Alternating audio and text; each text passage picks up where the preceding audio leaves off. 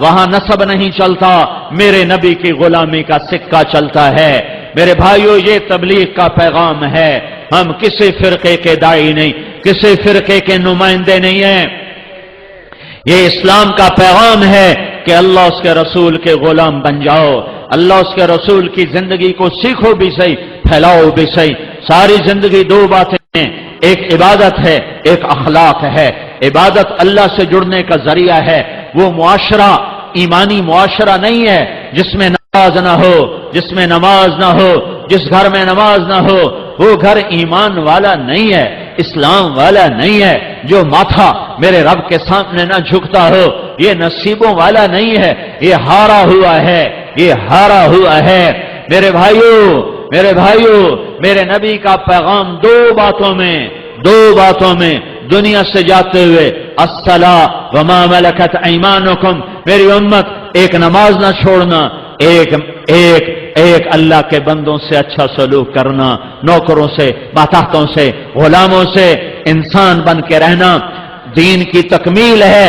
حسن اخلاق کے ساتھ، معاف کرنے کے ساتھ، درگزر کرنے کے ساتھ، جو لوگوں کو معاف کرتا ہے اللہ اسے معاف کر دیتا ہے۔ تم نے یہ تو سنا ہوگا، نماز پڑھو گناہ معاف، حج کرو گناہ معاف، روزہ رکھو گناہ معاف، ذکر کرو گناہ معاف، تلاوت کرو گناہ معاف۔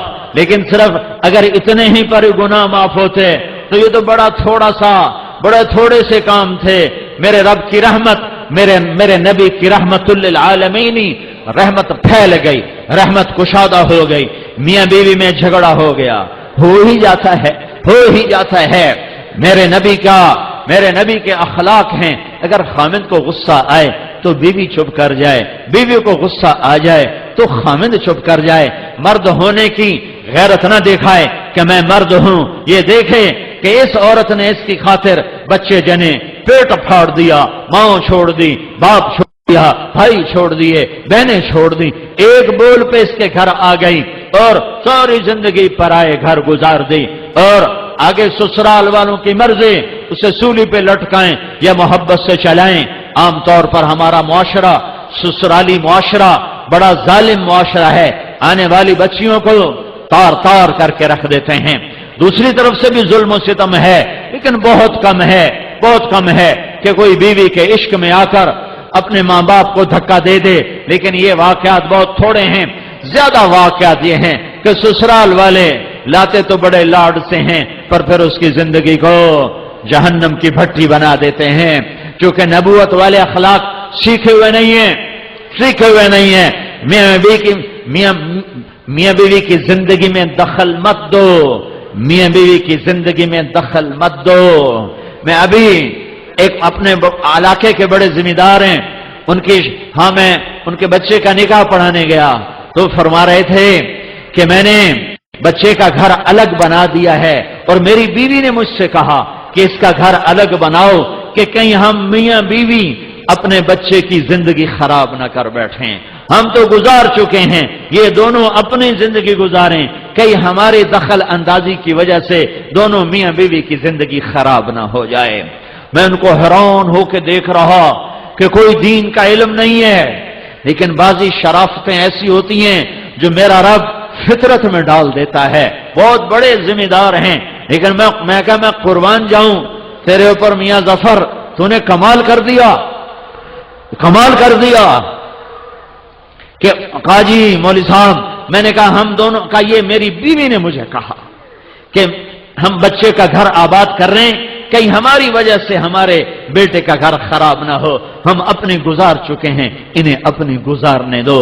لیکن ایسی مائیں لاکھوں کروڑوں میں کوئی ایک ہوتی ہیں، ورنہ بڑی خوشیوں سے ڈولی لاتے ہیں اور پھر اپنے بد اخلاقی سے اپنے گھر کو انگارا اور بھٹی بنا دیتے ہیں۔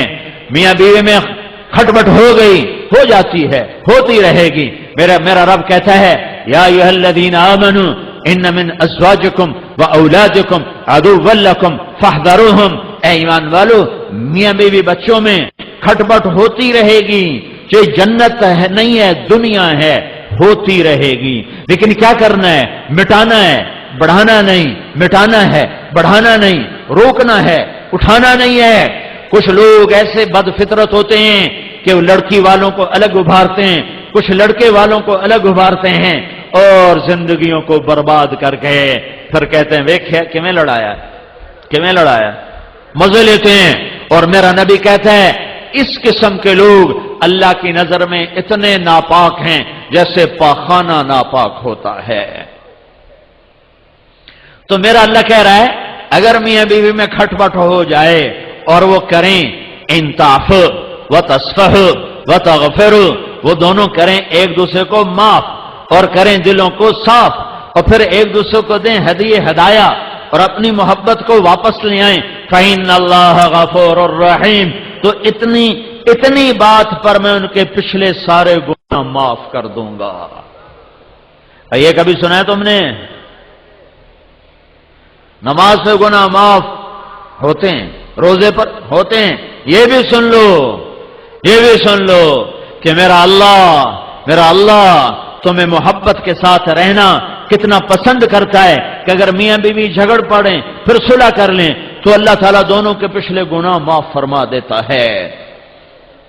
حضرت علی نے سے فرمایا میرے محبوب نے علی طلاق سے بچنا، جب ناجائز طلاق دی جاتی ہے تو اللہ کا عرش کانپ اٹھتا ہے۔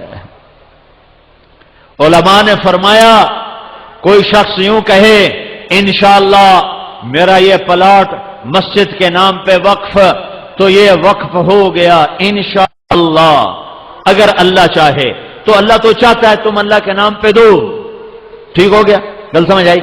اب ایک آدمی کہتا ہے انشاءاللہ میری بیوی کو 3 طلاق، اگر اللہ چاہے تو میری بیوی کو 3 طلاق، تو علماء فرماتے ہیں یہ طلاق نہیں ہوگی کیونکہ اللہ نہیں چاہتا تم بیویوں کو طلاق دو۔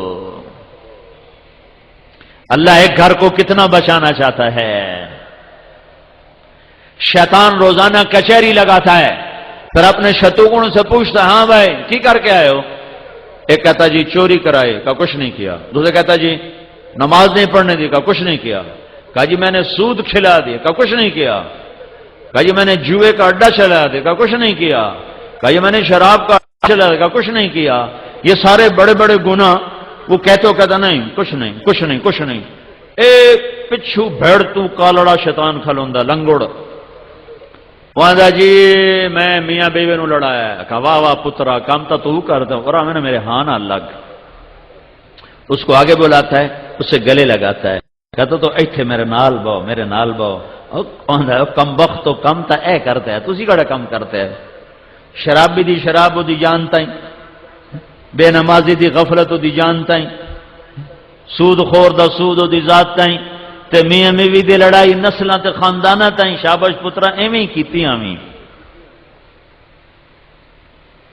میرے نبی کی زندگی 2 حصوں میں تقسیم ہوتی ہے، ایک کو عبادت کہتے ہیں جس میں نماز سب سے اعلیٰ ہے، یہ حقوق اللہ بھی کہتے ہیں، ایک کو اخلاق کہتے ہیں جس میں معاف کرنا سب سے اعلیٰ ہے، اللہ کے بندوں کے ساتھ زندگی گزارنے کا بھی طریقہ ہے، ایویں نہیں ہے کہ جو میں مرضی پہ کرو۔ پڑوس میرے نبی نے کہا میرے اللہ نے پڑوس کا اتنا کہا کہ مجھے ڈر لگا کہ کہیں اللہ پڑوسی کو وراثت میں حصہ نہ دے دے، درگزر کرنا یہ اسلام کا صحرا ہے، اسلام کی زینت ہے، اسلام کا سب سے خوبصورت عمل ہے۔ میرے نبی نے فرمایا لا تکونوا امعا، اے میرے